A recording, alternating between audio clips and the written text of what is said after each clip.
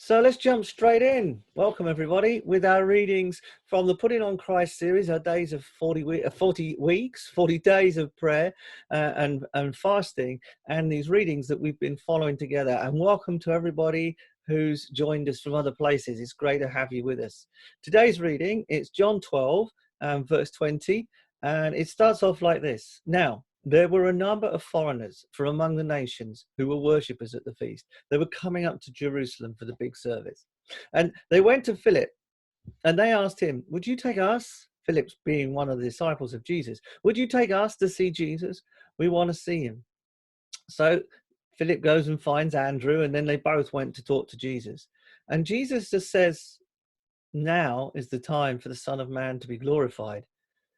It's like, they're quite shocked because normally Jesus sees everybody, and Jesus is warning them. Jesus is telling them, no, this week it's different, because this week he's warning them of what is to come. And what is to come, of course, is that he is going to go to the cross. He's going to be whipped and beaten. He's going to be put on the cross. He's going to die on the cross, but he's going to rise again from the dead. But they don't know that at this point. He tells them in this way. He replied to them, now is the time for the Son of Man to be glorified. Let me make this clear. A single grain of wheat will never be more than a single grain unless it drops into the ground and dies, because then it sprouts and produces a great harvest of wheat, all because one grain died. A person who loves his life and pampers himself will miss true life. But the one who detaches his life from this world and abandons himself to me will find true life and enjoy it forever. Or another way of putting it, actually, which I think is better, and will enjoy God's favor forever. If you want to be my disciple, says Jesus to these two guys, but it's for everybody, follow me and you will know where I am going. And if you truly follow me as my disciple, the Father will shower his favor upon your life. And Jesus is in turmoil, and he said, shall I ask the Father to rescue me from this time of trial? But I have come to fulfill, he's come to fulfill God's purpose, which is to offer himself to God. So Father, bring glory to your name, says Jesus. He is ready. He is focusing on what he has actually come for this time right now. Now, what are we going to take from this in the middle of Holy Week? There's a few things, just a few things that I want to draw your attention to that we can just touch on. One thing is people are always seeking Jesus. That time may not always be convenient, but people are always seeking him.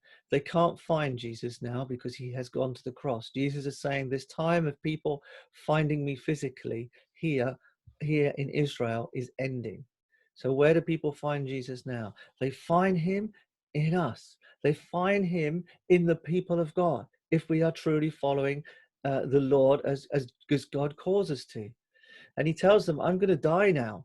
And he tells them this beautiful parable, and it is a beautiful parable, of a single grain of wheat that is nothing more than a single grain of wheat, unless it drops into the ground and dies into everything. It dies from everything that it was before and becomes this new sprouting harvest of wheat because of the grain, the one grain disappearing, the one grain going, the one grain dying.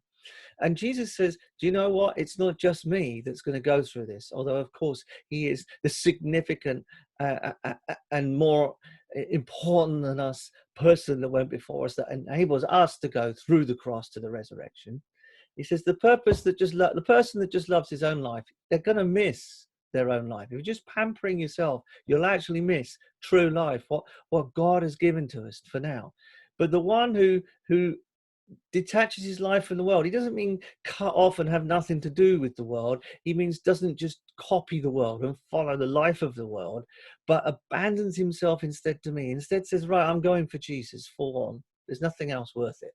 Everything else. One thing we're learning in this coronavirus times is, we've still got family. We've still got relationships. And I went out for my exercise just earlier, and people are saying hello to one another where people didn't say hello to one another before. Perhaps we're just beginning to value how important even strangers are to us.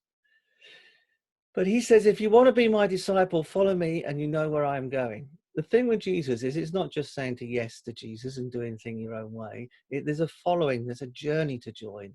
And the Father will then, he says, if you follow me as my disciple, the Father will truly shower his favor upon you. And believe me, there's nothing better to have than the favor of God in your life.